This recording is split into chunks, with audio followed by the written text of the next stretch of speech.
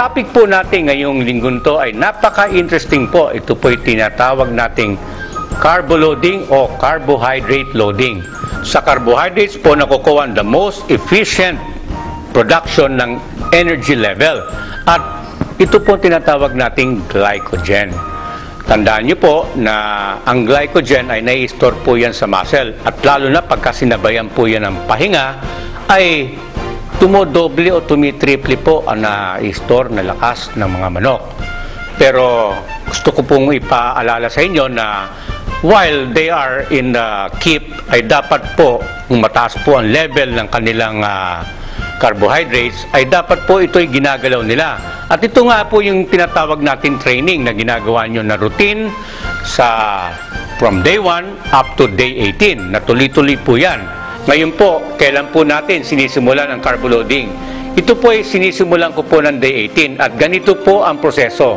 Kung ano mismo ang timpla na binibigay natin from day 1 up to day 18 ay ganun pa rin. Walang tinatanggal po doon. Nandun po mismo yung grains na mixture, pati yung pellets, yung egg white, pati po yung milk ay wala pong nawawala doon. At dadahan-dahanin ko po ang pagdedemo po ng pagbibigay po ng corn ng gradual hanggang mapunta tayo sa araw ng laban. So ito po yon. Sa day 18, ako po ay nagdadagdag ng 2 tablespoon in the morning at 2 tablespoon in the afternoon. So mapapansin natin, dumadami na po. Ngayon, kinabukasan, which is day 19, ako po ay nagbibigay ng 4 tablespoon na po. So 2 tablespoon more, no? Ng umaga, 4 tablespoon at sa hapon ay 4 tablespoon again.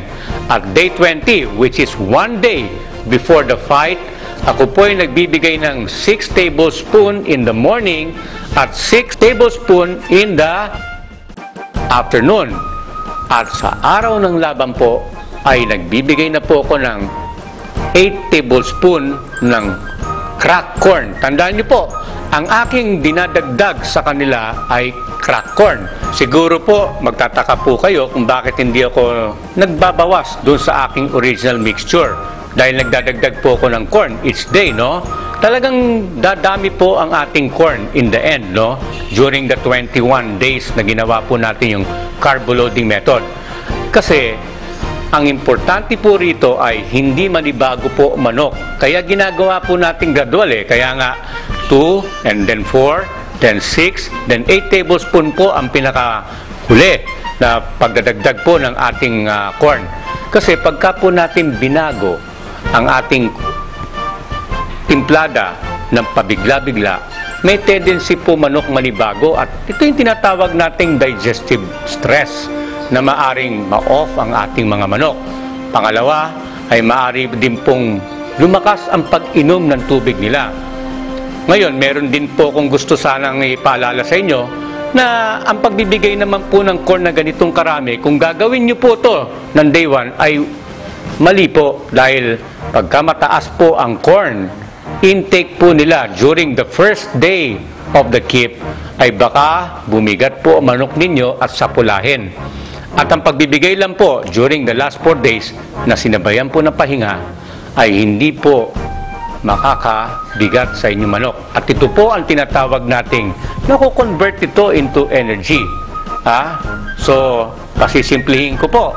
Pagka po ang corn na binigay po natin na mataas ang level ng carbohydrates, ito po ay nakukonvert into energy.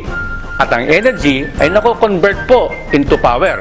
At yan po ang deadly punch para po manalo kayo sa araw ng laban. Ito po si Dr. Teddy Tanciangco ng TJD Cooking Academy na nagsasabi sa inyo, ang manok mo, sagot.